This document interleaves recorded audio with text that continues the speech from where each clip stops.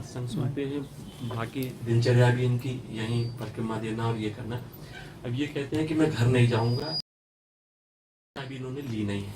अब परिवार से कुछ लोग आए हैं, वो कह रहे हैं कि इनको बाबा अगर कहेंगे तो घर चले जाएंगे। इनका ब्याह किया है, बच्चे हैं?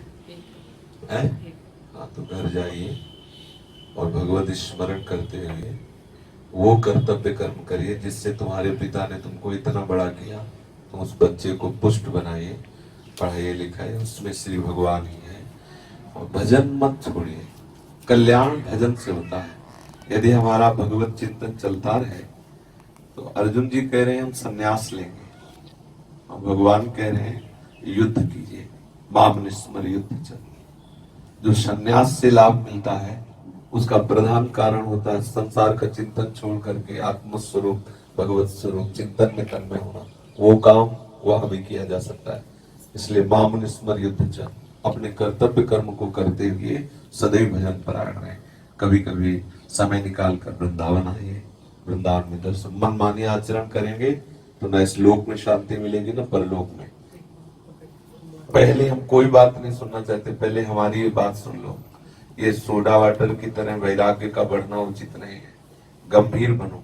अगर सच्चा वैराग्य है तो शरीर से ही राग रहित हो जाओ और भगवत चिंतन परायण रहो, और अपनी पत्नी में, अपने बच्चों में, अपने परिवार में भगवत भावना करके वहां सेवा करो। जो कर्तव्य कर्म करके वो अंदर से जो आग लगी भगवत प्राप्ति की वो बढ़ती जाती है, फिर उसे कोई परास्त नहीं करता। और भगवान सर्व सामर्थ्यशाली, वो चाहेंगे तो वहीं से आपको प्रेम का अनुभव कराने लगेंगे। आप यहाँ छोड़ करके आए और आपका मन कभी विषय में आसक्त हो गया, जानते हो कितना बड़ा अपराध होगा। परिवार का त्याग कर दिया। जब आपने पाणी ग्रहण संस्कार किया था तो आपने पत्नी को ये नहीं बोला था कि 2 वर्ष बाद हम वैराग्य ले लेंगे। उसने तो अपना जीवन आपको दे दिया। अब आपको वैराग्य चढ़ा है और उसको, उसके धर्म का पालन कौन करेगा। इसलिए हम जैसा कहें वैसा चलोगे तो वास्तविक वैराग्य हो जाएगा। वास्तविक वैराग्य चक्रवर्ती सम्राट महाराज अम्बरीश है। कितनी रानियां, कितना वैभव, कितने सुख सामग्री और इतने महान भक्त। आप देख लीजिए शास्त्र में उनका जस गाया जाता है। भक्ति आवश्यक बाहरी वैराग्य से थोड़ी पूर्ण होती है। भक्ति अंदर का चिंतन विषय है। यदि आपने ब्याह न किया होता, आपके परिवार में कोई कर्तव्य न तो आप भागते, तो हम आपको जबरदस्ती रख लेते कि आप रहिए और भजन परायण। लेकिन आपने जो कर्तव्य कर्म का संकल्प ले लिया, अब उसको आप पूरा कीजिए अंदर से वैराग्य, और भगवान कृपा करेंगे, आपको सहयोग देंगे, क्योंकि आप उनके हैं, उनके लिए आप मचल रहे। तो बड़े सौभाग्य का विषय है। आप वृंदावन आते रहिए, रजरानी ले जाइए, अपने शरीर पर लगाइए और भजन परायण। उद्दंडता नहीं, वैराग्य हृदय का विषय है। आप रो वहां से एकांत में बैठ के, हा प्रियाजू, हा वृंदावन धाम, और परिवार की सेवा में मगन रहो। यही उत्तम भक्ति है। ठीक है, अब उद्दंडता नहीं करोगे। हाँ, अब आप अपनी बात बताइए। श्री हरिवंश महाराज जी, गुरुदेव के चरणों में कोटि कोटि नमन। महाराज जी 3-4 साल हो गए आपसे जुड़े हुए, तो 3-4 साल हो गए जुड़े। तो सबसे पहले मैं किसी वहाँ पंजाब में प्रेमी महापुरुष के संग में आया था।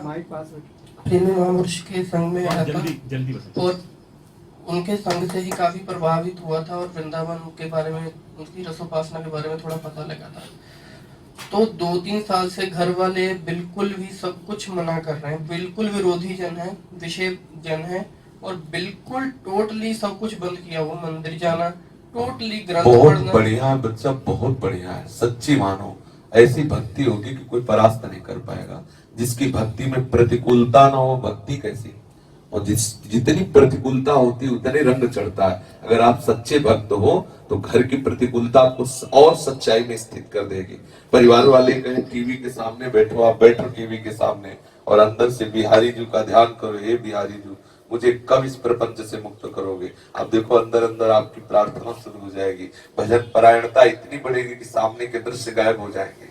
संसार की प्रतिकूलता आपको सच्चा भगत बना देगी। घबराइए मत। भगवान ने जो आपको परिस्थिति दी है, आपके योग्य दी है, क्योंकि सर्वज्ञ है, वो मंगल भवन है। ऐसा कर ही नहीं सकते जिससे आपका मंगल हो। ठीक है, आप हम जैसा कहें वैसा रहो। आप देखो उसका प्रभाव तो देखो। जब आपको कहें वृंदावन नहीं जाना तो ये बात मत मानना, ठीक है। जब आपको समय मिले परिवार से सेवा से, तो 2 दिन के लिए 4 दिन के लिए वृंदावन आ गए, उत्सव में दर्शन किए। जैसे आपसे सांसारिक व्यवहार के लिए ज्यादा वो आपको प्रेरित करें, तो जितने से आपका भजन न रुके, जितने से परिवार का पोषण हो जाए, उतना करते हुए लड़ना मत, और शांत भाव से सबकी प्रतिकूलता सहते हुए भजन परायण रहना, ठीक है। और कल वो सभी परिवारजन वाले आए थे, तो उन्होंने कहा कि एक बार हमारे साथ चल, हम तेरी घर वाली की और सभी की यहाँ पर व्यवस्था कर देते हैं। हाँ, ऐसा हो जाए तो और बढ़िया बात है। पर आप अपनी तरफ से बिल्कुल जैसा हम कह रहे हैं वैसा करना। प्रभु अपनी तरफ से जब करेंगे तो बहुत बढ़िया करेंगे, ठीक है। आप आश्रित होके देखो, शरणागत होके देखो, प्रभु चाहेंगे तो क्या भी कर सकते हो, सर्व समर्थ है, ठीक है। आप उद्दंडता करके भागना नहीं। ठीक है।